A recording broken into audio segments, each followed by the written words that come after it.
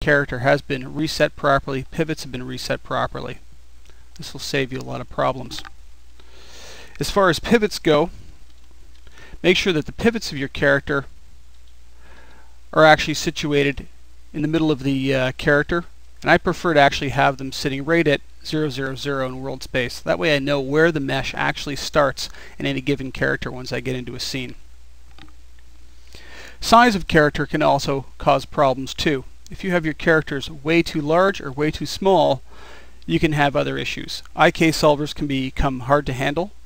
You could be using other effects like afterburn or trying to do depth of field, and you'll find that the values that are having to be used are either too small or too large for those.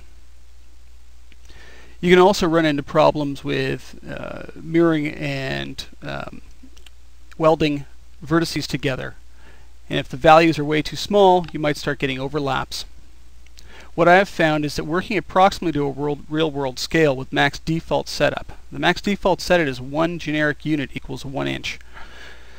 In this case, I've made this character exactly 100 units high, and that means he's about 8'4" in real-world size.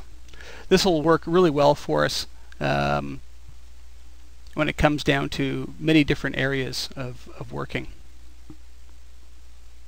One of the things I like to do with all of my character is just make it transparent and freeze it while I'm working with it.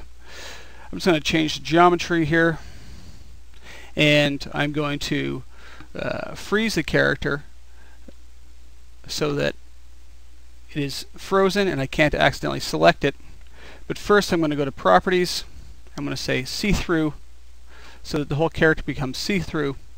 And then I'm going to go about freezing the character so the character is frozen. I can't accidentally pick it. I'm going to get rid of my tape measure here that I used just to show the 100 units high because we don't need it anymore. I start all my rigging in the left viewport. Create the spinal column so that you know you're developing everything on the center line. Another good thing to make note of when you're actually building the mesh is that it should be standing on 0 and centered out in 0. This way everything you know you create, you can mirror to the other side and know exactly where it should be on the other side based on numerical values. Just going to turn off the grid.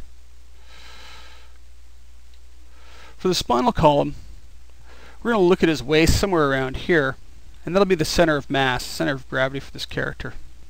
We're going to start with 1 bone going down and 3 or 4 going up, and then 1 in the neck and 1 in the head. I'm going to go to Create System Bones, where you find the bones. And what I find is with a character at 100 units high, you actually have to change the size of bones down quite small, or else they'll come out very large at the default size.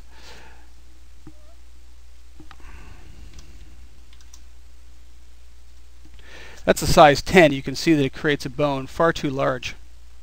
I'm going to start with one around a value of 4. And you can see it creates a bone that's a little better size, or one of a size of 2. And you can see it again, it's a bit better size again. I always start with 1 bone going down, and that is going to be basically the hip bone. This way we can swing the hips without having to deal with swinging the upper body. For the upper spine, in this case, I'm only going to use a 3 bone setup up to the base of the neck. And I like to separate all of my parts so that I can easily break the character up into pieces. It also makes it easier to reuse a rig. So I'm also going to create a neck bone and a head bone as well. We now need to make sure that these are all in the correct places. Under Character, you'll find Bone Tools.